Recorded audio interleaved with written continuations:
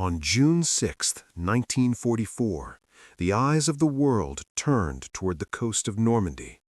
For the Allied leadership, this was not only a military gamble, it was a test of trust. For years, British military leaders had quietly questioned whether American troops were ready for the kind of war Europe demanded. The British Army had been fighting since 1939. It had survived Dunkirk, endured the Blitz, and battled the Wehrmacht across North Africa and the Mediterranean. American forces, by contrast, were new to large-scale European combat.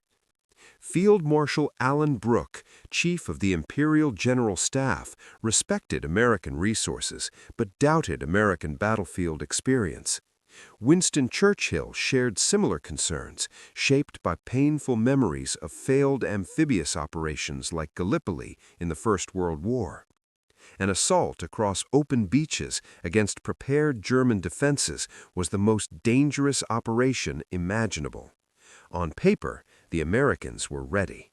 In reality, June 6th would decide everything. As dawn broke over the English Channel, British commanders watched through binoculars as thousands of American landing craft moved toward Omaha and Utah beaches. The sea was rough, the skies were heavy, and the German defenses were waiting.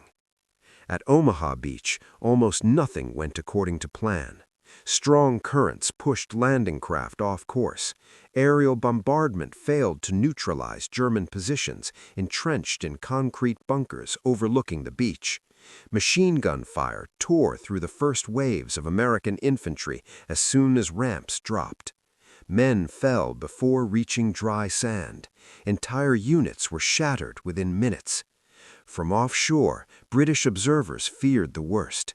This was the scenario they had dreaded.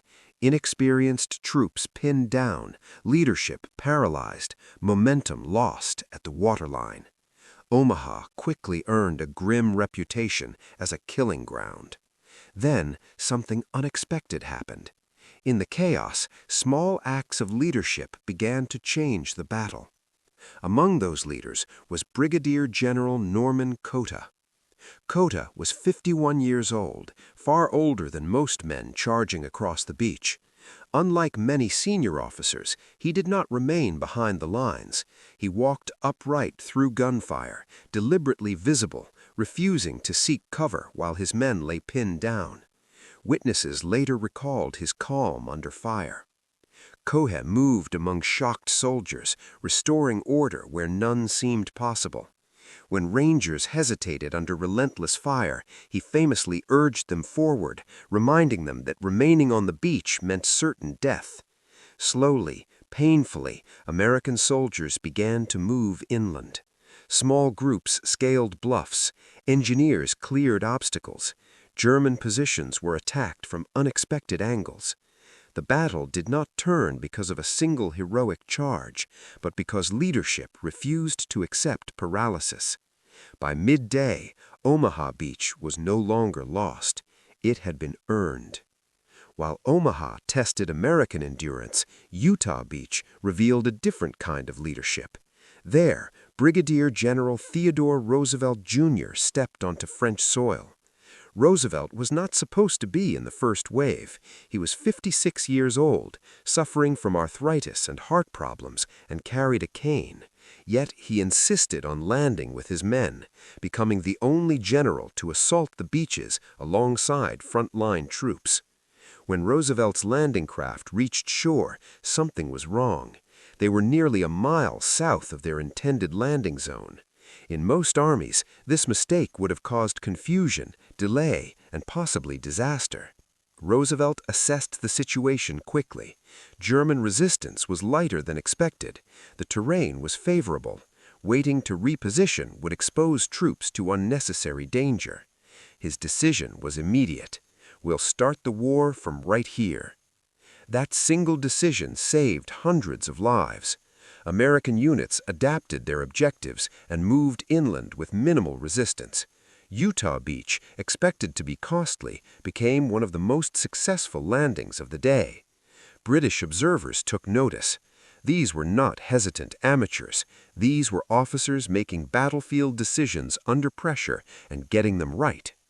As the day unfolded, reports reached Allied headquarters. Despite horrific losses at Omaha, the Americans were advancing. Despite navigational errors at Utah, objectives were being secured ahead of schedule. The skepticism that had lingered for years began to dissolve. Field Marshal Bernard Montgomery, commanding Allied ground forces, would later publicly recognize American leadership. Decorations were awarded. Praise was given where doubt had once prevailed. The alliance had changed. D-Day was not just a victory over German defenses, it was a turning point within the Allied partnership itself. American forces had proven that industrial power alone did not define them. They could fight, adapt, and lead under the most extreme conditions imaginable. The respect earned on June 6th would shape the remainder of the war. From Normandy to the Rhine, British and American forces would fight as equals, bound by trust, forged in blood and chaos. The beaches of Normandy did more than open a front in Europe. They forged an alliance. And on that day, under fire, American soldiers proved they belonged.